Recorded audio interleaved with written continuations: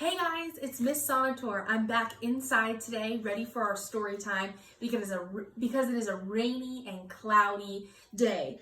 Today we are finishing Junie B. Jones' Boss of Lunch. So I'm very excited to read the last 3 chapters to you guys. And it's also our very last story time because today is the last day of school. It is officially summertime and you're officially in first grade. Raise the roof if you're excited that you're in first grade. I'm so proud of each and every one of you. You should be proud of yourself. You should be feeling that life skill of pride because you did it. You made it through kindergarten.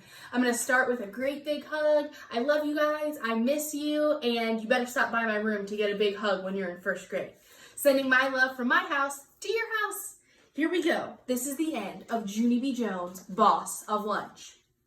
Chapter 7, Jobs. Pretty soon, Mrs. Guzman told me all about my jobs. You're going to have 3 fun jobs today, Junie B., she said. I think you're going to like all of them. She took me to the long counter where the children push their lunch trays, and she showed me where the napkins go. Your first job will be to keep napkins stacked right here on the countertop.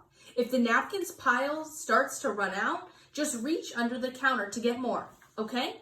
Do you think you could do that for me, Junie B.? I nodded real fast. Yes, I said. I know I can do that, Mrs. Guzman, because I'm already familiar with napkins. I smiled real proud. I use napkins at my very own house, I said. I use them to wipe my mouth after dinner, plus sometimes I use my sleeve. Mrs. Guzman looked funny at me. After that, she handed me a sponge and took me to the counter by the sinks. Okay, your second job will be to keep this big counter wiped off, she said. You don't have to clean any big messes, Junie B. Just wipe up any little spills or crumbs you see. I grinned real big. Sponges are another job I'm good at, Mrs. Guzman, I said. Because one time in kindergarten, I practiced throwing sponges in my toilet, and I didn't even miss the pot hardly. Mrs. Guzman's face went kind of pale. Oh, she said, oh my. After that, her voice sounded a little bit worried. Well, there's just one more job I need to tell you about, she said. Do you see that door over there? That's where the children come in the kitchen to get their lunches. Yes, I said, I see it. Well, when you're not busy with your other jobs, I'd like for you to be our lunch greeter, she said. Do you know what a greeter is, Junie B? A greeter smiles at people and says hello. Do you think you could do that? This time, I didn't answer her right away, because that job made my stomach feel jumpy inside. Yeah, only there's children who I don't even know at this school, Mrs. Guzman, I said kind of shaky. And some of them are big kids, and big kids are not my favorite size. Mrs. Guzman did a chuckle. Don't worry, Junie B. I think you'll find there are lots of very nice big kids at this school, she said. Could you give it a try, please? I shrugged my shoulders kind of weakish. I don't know. Maybe I could, I said. Miss Guzman gave me a pat. That's the spirit, she said. Now there's just one more other thing we need to talk about before you get started. Then guess what? She reached under the counter and she gave me another pair of mitts. I quickly held up my hands for her to see. But I'm already wearing mitts, Mrs. Guzman. See them? You already gave them to me yesterday. I know, but these are brand new ones, Junie B, she said. Around here, we change our plastic mitts quite often. That's how we keep from spreading germs. We're constantly washing our hands and changing our mitts. Does that sound familiar? I scratched my head. No kidding, I said. Really? You mean I'm supposed to wash my hands plus wear mitts? My, that's a lot of hygiene, isn't it?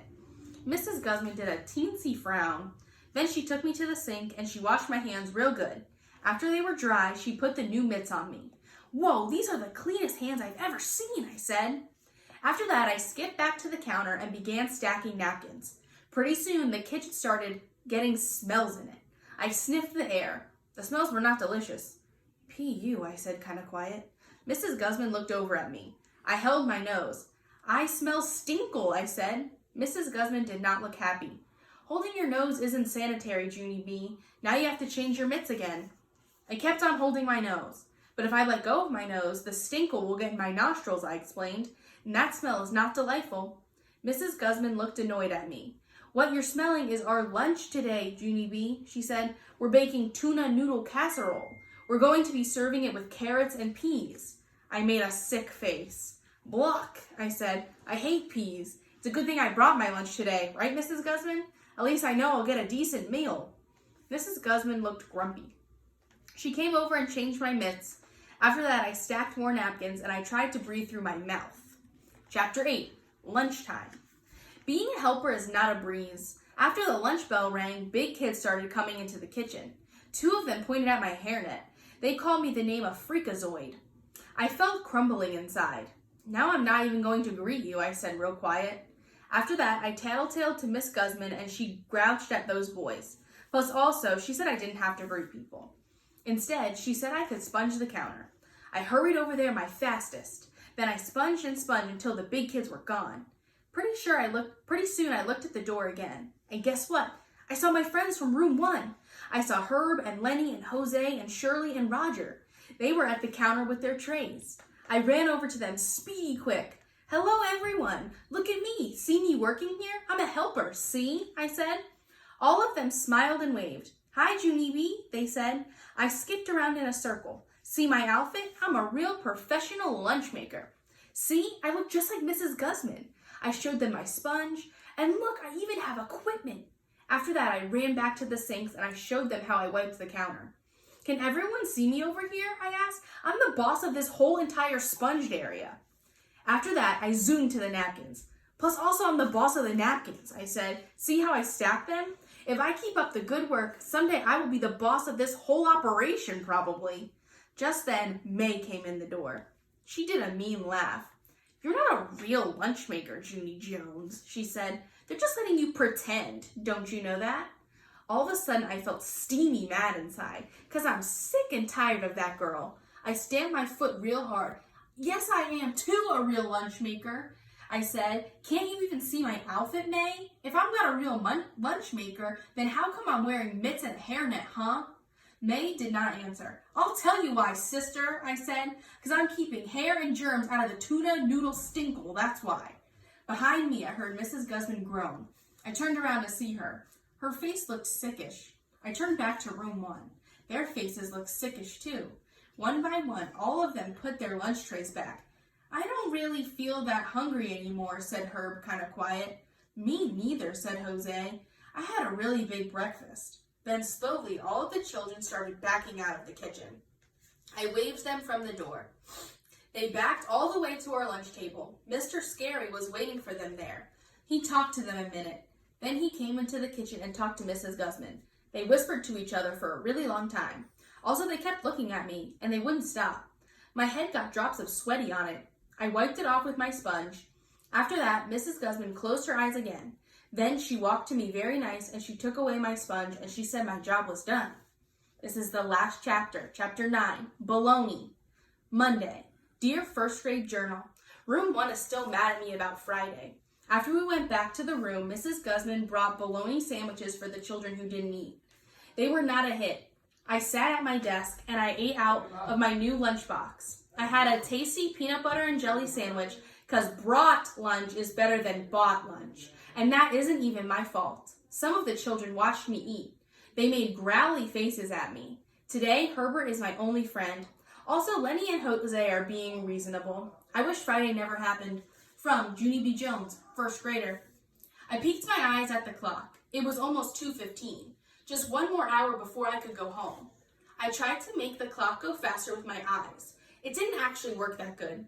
Just then there was a knock on our door. Mr. Scary answered it. Why, hello, he said. Why, hello yourself, said a friendly voice. And guess what? It was Mrs. Guzman. She walked in the room with 2 boxes in her arms. My heart pounded and pounded to see that woman, because what if she came to be mad at me? I slumped way down in my seat so she couldn't see me. Mrs. Guzman set the boxes on Mr. Scary's desk. Then she looked all around the room. I slumped in my seat even farther. Only too bad for me, because Blabbermouth May pointed at me. Mrs. Guzman, she hollered, Junie Jones is trying to hide from you. She's sliding down in her chair. After that, I slid all the way to the floor on my desk. I curled into a ball and hid my head. Pretty soon, I heard feet walking to my desk. I'm getting used to that sound. The feet stopped next to my chair. I opened one eye and peeked out. I saw the bottom of Mrs. Guzman's white apron.